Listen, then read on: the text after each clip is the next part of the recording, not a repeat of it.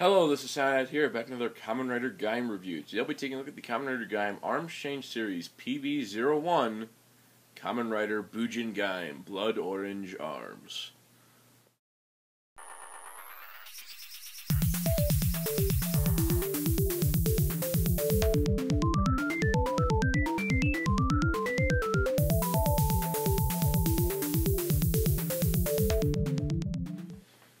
Alright, so here we have Kamen Rider Gaim ACPB01 Kamen Rider Bujin Gaim Blood Orange Arms.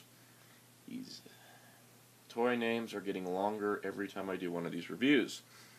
This is the very first of the ACPB line, a spin-off from the Arms Change line, that are Premium Bandai exclusives.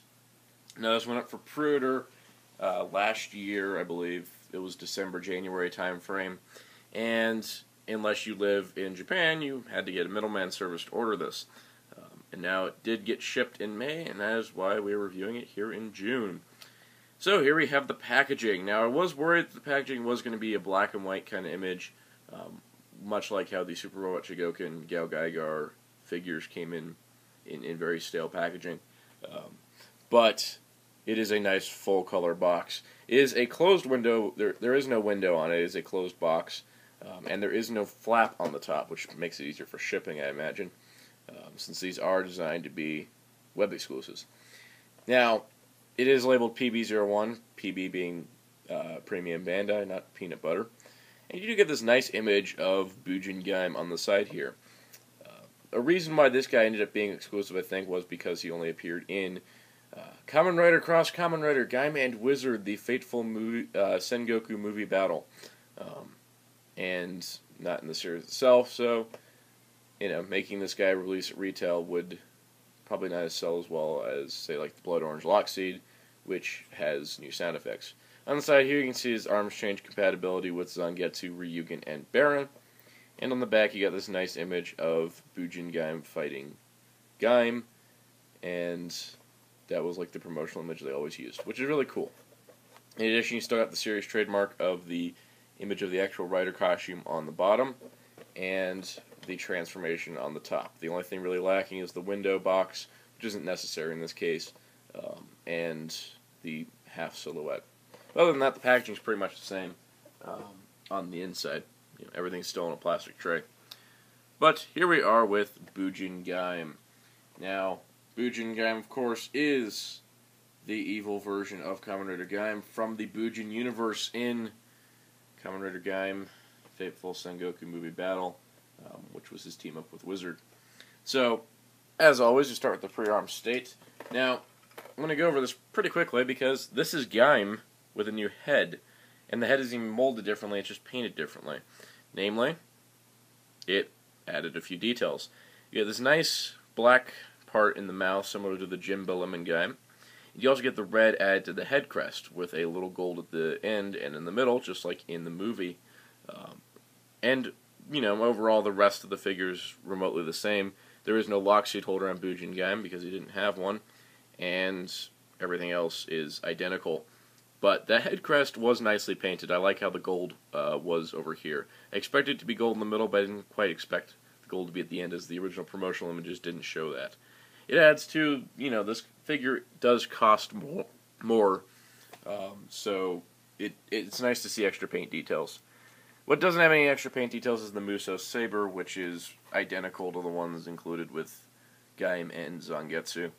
It's less bent, though. That's a nice detail. But other than that, the base pre-arm state is the same as Gaim's. It has the same articulation. It is the same pre-arm state.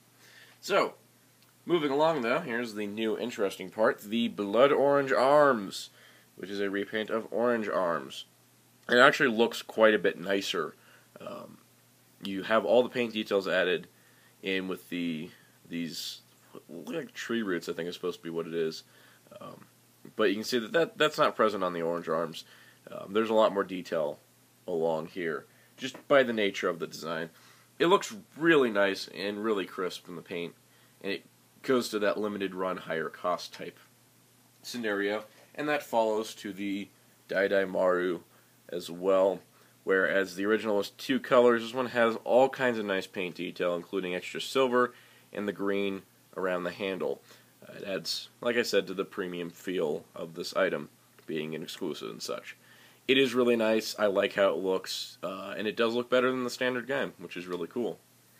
But speaking of standard things, the transformation for Blood Orange Arms isn't too exciting, but once you get it locked on, you get Blood Orange Arms, Shadow Michi on stage. And now we get to where we are with Bujin Gaim as you most see him, with his arms. First things of note is the helmet piece, the visor slice piece of awesomeness that I just dropped.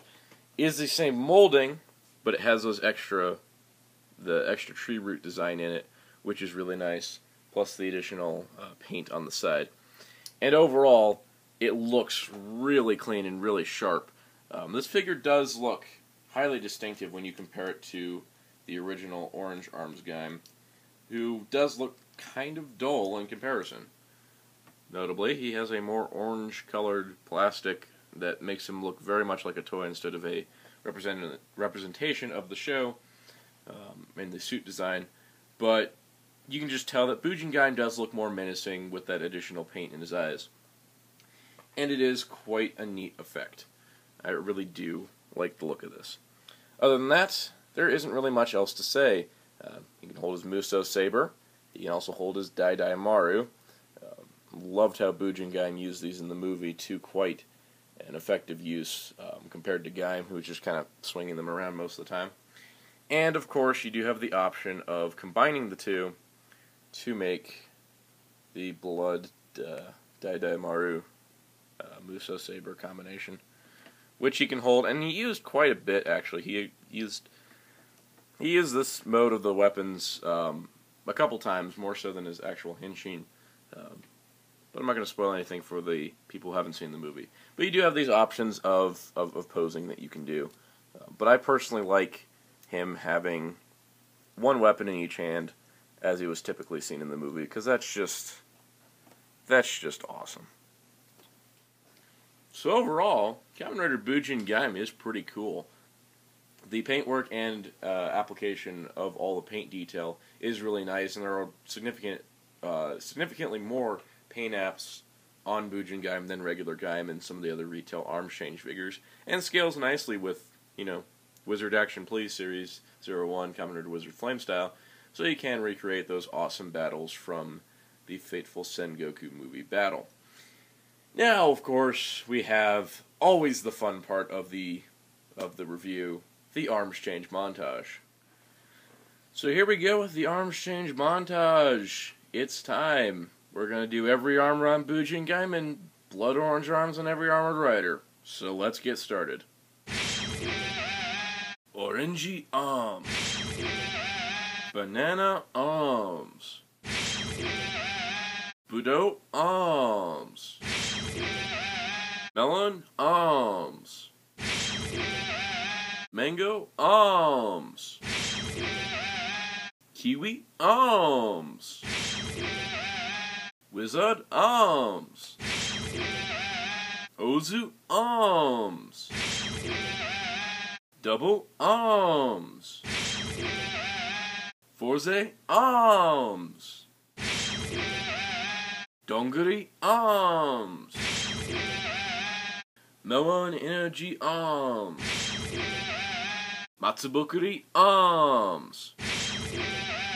Mix Blood Orangey Arms. Shadow Michi on stage. Jinba Lemon. Jinba Melon. Jinba Cherry. Jinba Peach. Kachidoki Arms. Suya. Blood Orangey Arms. Come on, Blood Orangey Arms. Hi, Blood Orangey Arms.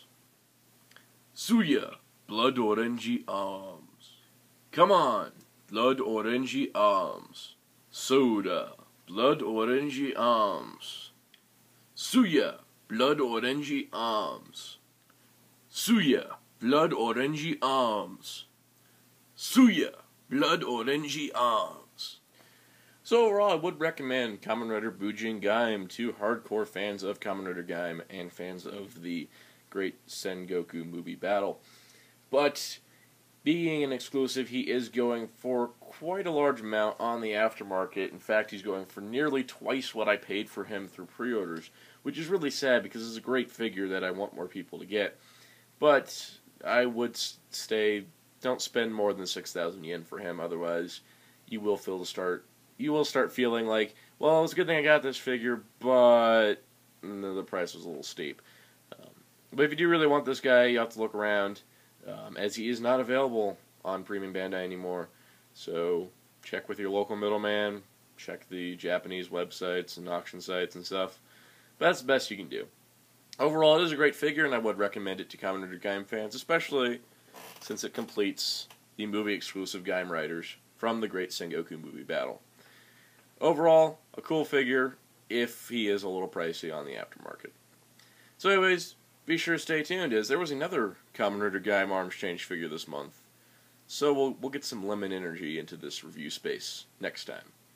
And check out Hirotaku.com for all your Kamen Rider Gaim news and more. Discuss Kamen Rider Gaim on the Hirotaku.com forums at hirotaku.com/forums. And listen to Kamen Rider Gaim music and podcasts at Radio Nihon. And Thomas the Sound saying goodbye.